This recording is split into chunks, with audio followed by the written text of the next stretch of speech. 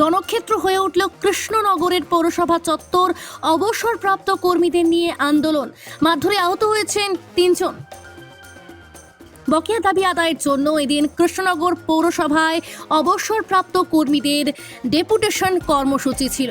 পৌরসভা চত্বরে বিক্ষোভ সমাবেশ করার সময় চেয়ারম্যানের অনুগামীরা তাদের ওপর হামলা চালায় বলে অভিযোগ এবং খবর পেয়ে ঘটনাস্থলে পৌঁছায় কোতোয়ালি থানার পুলিশ। এই ঘটনায় কাউন্সিলর এবং অবসরপ্রাপ্ত কর্মী সহ 3 জন গুরুতর জখম হয়েছে। এই বিষয়ে পৌরসভার চেয়ারম্যান রীতা দাস জানিয়েছেন যে আজ 21শে ফেব্রুয়ারি মাতৃভাষা দিবস এবং এই দিনে অনুষ্ঠানের আয়োজন করা হয়েছিল, তার মধ্যেই আন্দোলন শুরু করা হয়।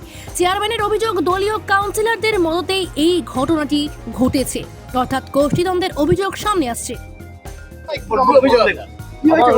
আমাদের ন্যায্য কিছু দাবি ছিল, দীর্ঘদিন ধরে চেয়ারম্যান ঘোরাচ্ছিলেন, যেমন পে স্কেল এরিয়া, গ্র্যাচুইটির টাকা, যেমন পেনশন এরিয়া, তিনি আমাদের দেননি।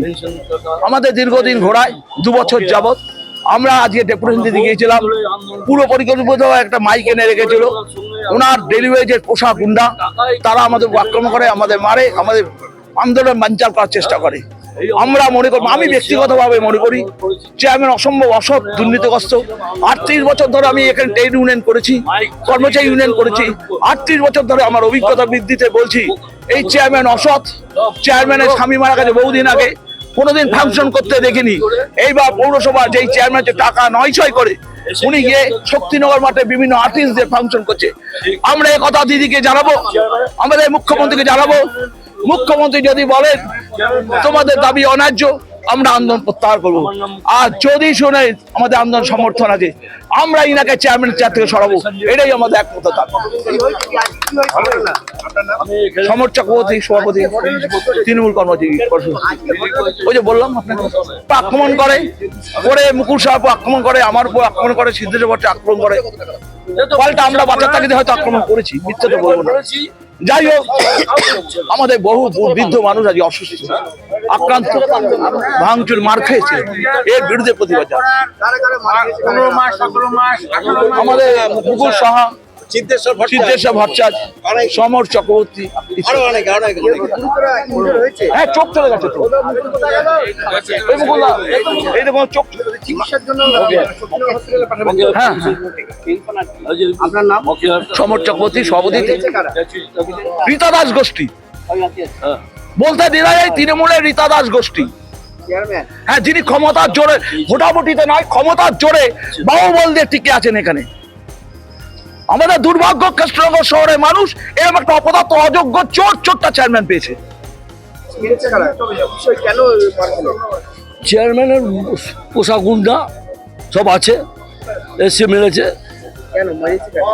জানি না। আমরা আন্দোলন করছি, ন্যায্য দাবিতে আন্দোলন করতে গিয়েছিলাম।